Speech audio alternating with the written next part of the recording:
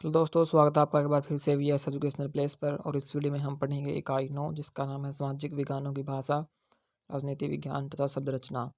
इससे पहले की जो इकाई है वो हम पढ़ चुके हैं और आपको जो है वीडियो प्लेलिस्ट में मिल जाएगी। हमने चैनल पर ऑलरेडी अपलोड कर दिया, आप उन्हें भी जाकर देखिए। चलिए इकाई की रूपरेखा देख लेते हैं। सबसे पहले हम पढ़ेंगे प्रस्तावना, उसके बाद व्याकरणिक विवेचन, शब्द रचना, उसके बाद हम पढ़ेंगे परिभाषिक शब्दावली का प्रयोग, विषय सरल विवेचन। यही 2 टॉपिक हम इसमें देखेंगे। चलिए प्रस्तावना से शुरू करते हैं। हिंदी भाषा विविध प्रयोग पाठ्यक्रम की 9वीं इकाई है। 8वीं इकाई में आपने वर्तनी संबंधी कुछ नियम का अध्ययन किया है। इस इकाई में हम आपको शब्द रचना का परिचय देंगे।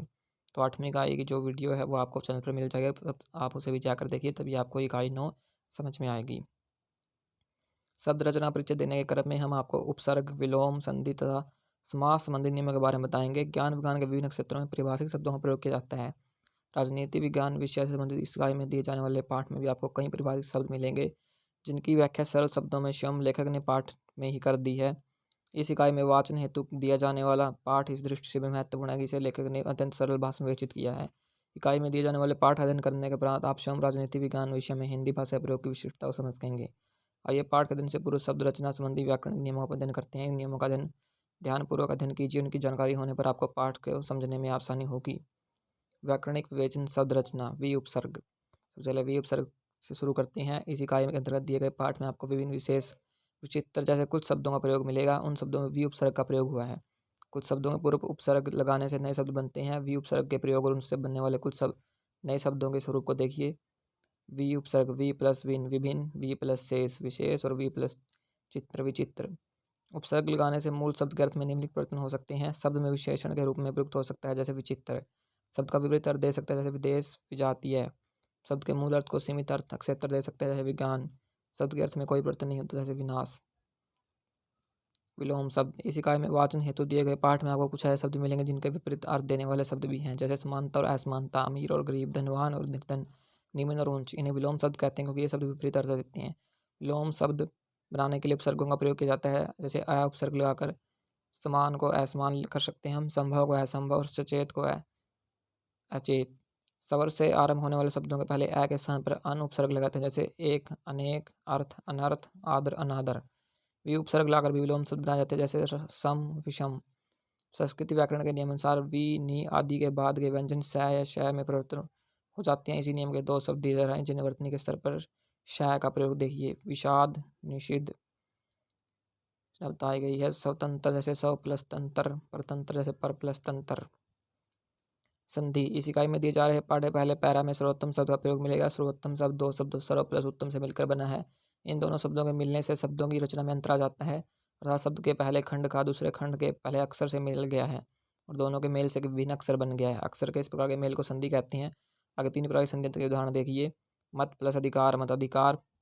इसमें अ प्लस आ बन गया है। स्वच्छ प्लस इच्छा, स्वेच्छा। इसमें अ प्लस ई आई आई बन गया है। सूर्य प्लस उदय, सूर्योदय। में अ प्लस उ औ बन गया है। उदाहरणों में अ प्लस आ मिलकर अ प्लस ई मिलकर ऐ और अ प्लस उ मिलकर ओ हुआ है। ये सब अक्सर स्वर हैं, इसलिए इनके मेल को स्वर संधि कहते हैं। जैसे वाक प्लस वागीस, कै प्लस ई बनकर गी बन गया। इन उदाहरणों में अतः अत्या व्यंजनों के साथ स्वर अथवा व्यंजन मिले हैं और उनके स्थान पर विभिन्न अक्षर हो गए, इसे व्यंजन संधि कहते हैं। जैसे नी प्लस अपेक्ष, निरपेक्ष, नी प्लस आशा, निराशा। उदाहरण में विसर्ग के साथ स्वर तथा व्यंजन मिले हैं और उनके स्थान पर भिन्न अक्षर आया। विसर्ग के स्वर अथवा व्यंजन के मेल को विसर्ग संधि कहते हैं। समास। वाचन हेतु दिए गए पाठ में लोकतंत्र शब्द का कई स्थलों पर प्रयोग मिलेगा। लोकतंत्र भी 2 शब्द लोक प्लस तंत्र से मिलकर बना है। लोकतंत्र में लोक और तंत्र के मिलने से दोनों के रूप में कोई अंतर नहीं आता। इसमें दोनों शब्दों के बीच के संबंध को व्यक्त करने वाले शब्द का लोप हो गया है। लोकतंत्र, लोक का तंत्र। लोकतंत्र में का लुप्त है। इस तरह बनने वाले शब्दों को समासिक शब्द कहते हैं, अर्थात जब 2 या 2 से अधिक शब्द अपने संबंधी शब्दों को जोड़कर एक साथ मिल जाते हैं तब उनके मेल को समास और उनसे मिले हुए शब्दों को समासिक शब्द कहते हैं। जैसे दया प्लस सागर, दया सागर। इसमें का जो है लुप्त हो गया है। इसमें भी का लुप्त हो गया। जैसे गृह प्लस युद्ध में, गृह में युद्ध में लुप्त हो गया है। भारतीय लोकतंत्र विषयक पाठक का वाचन ये हम नहीं देख रहे क्योंकि इतना समय हमारे पास नहीं है। तो हम चलते हैं नेक्स्ट टॉपिक पर, परिभाषिक शब्दावली का प्रयोग। ये हम पढ़ेंगे।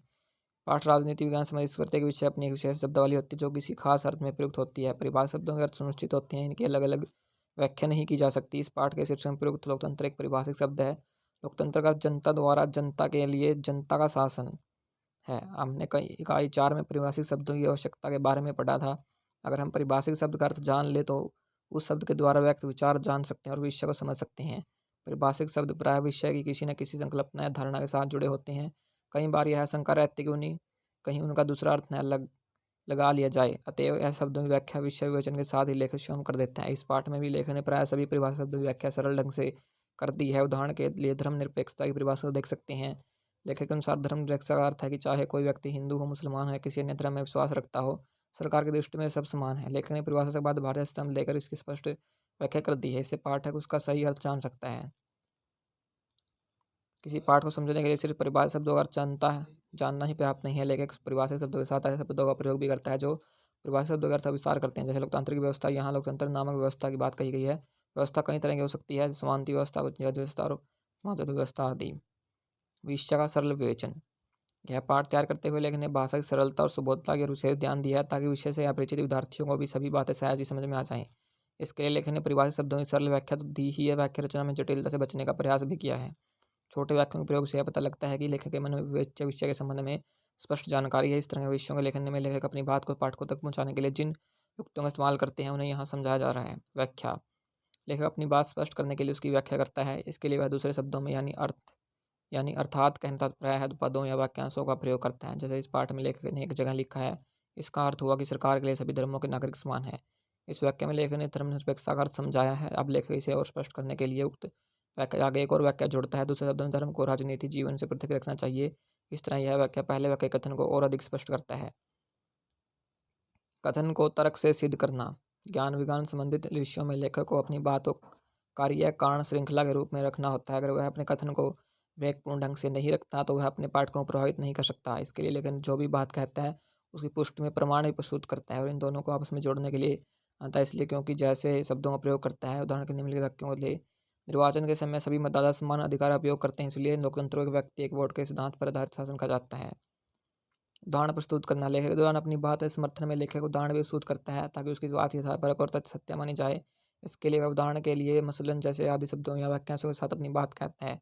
उदाहरण के लिए इस पाठ का पैरा 3 देखा जा सकता है। इस पैरा में राजनीतिक समानता की धारणा को परिभाषित करने के बाद लेखक अपनी बात के समर्थन में एक उदाहरण प्रस्तुत करता है। जैसे करने के वाक्य की शुरुआत उदाहरण के लिए डैश वाक्यांश से करता है। क्रमबद्धता। लेखक अपने विचारों को व्यवस्थित रूप में प्रस्तुत करने के लिए या उसे विभिन्न पक्षों को क्रमबद्ध रूप से रखने के लिए पहले, दूसरे, अंतः आदि शब्दों का प्रयोग करता है। जो दो ही पक्ष रखे जाने हो तो कई बार और या तथा जैसे शब्दों का प्रयोग करता है। उदाहरण के लिए पैरा 5 के निम्नलिखित अंश को देख सकते हैं। हमारे सुधार ने भारत को धर्मनिरपेक्ष राज्य घोषित किया है। इसके दो अर्थ होते हैं। प्रथम, इसका अर्थ हुआ कि सरकार के सभी धर्मों के नागरिक समान है। द्वितीय, धर्मनिरपेक्ष अर्थ यह भी है कि सभी धर्मों के लोग अपने धर्म के अनुसार पूजा अर्चना करने की पूर्ण स्वतंत्रता होती है। विपरीत या अन्य कथन। कई बार लेखक किसी बात के विरोधी पक्ष को उजागर करना चाहता है या बात का कोई अन्य पहलू रखना चाहता है जो पहले वाले पक्ष से विभिन्न है, तो वह इसके विपरीत बल्कि अपने आदि पदों का प्रयोग करता है। जैसे समाजवाद केवल लोगों के राजनीतिक जीवन में ही नहीं बल्कि अन्य क्षेत्रों में भी समानता की धारणा का विस्तार करता है।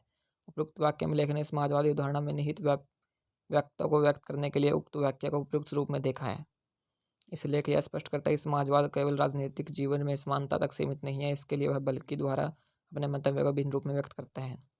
समापन। अपनी बात को समाप्त करते हुए लेखक जब निष्कर्ष रूप में कोई बात कहता है तो प्रायः संक्षेप में, निष्कर्ष रूप में, अंत में इस प्रकार आदि पदों का प्रयोग करता है ताकि पाठकों को कथन निष्कर्ष रूप में स्पष्ट हो जाए। जैसे संक्षेप में यह कहा जा सकता है कि भारतीय लोकतंत्र की सफलता इस बात में नहीं था कि हम सभी क्षेत्रों में समानता के आदर्श को कितना लागू कर सकते हैं। तो ये आपने देखा कि किस तरह जो है लेखक सरल अभिव्यक्ति करता है। इन सभी बातों का ध्यान रखकर जो है हम किसी भी अभिव्यक्ति को सरल सहज रूप में समझा सकते हैं अपने पाठक को। और हम सारांश पर आ चुके हैं। इस तरह आपकी इकाई 9 है जो पूरी हो चुकी है। अगर आपको वीडियो पसंद आए तो लाइक कीजिए, चैनल सब्सक्राइब कीजिए। ऐसे ही स्टडी से रिलेटेड वीडियो पाने के लिए बेल आइकन प्रेस कर लीजिए। मिलते हैं नेक्स्ट वीडियो में इकाई 10 के साथ।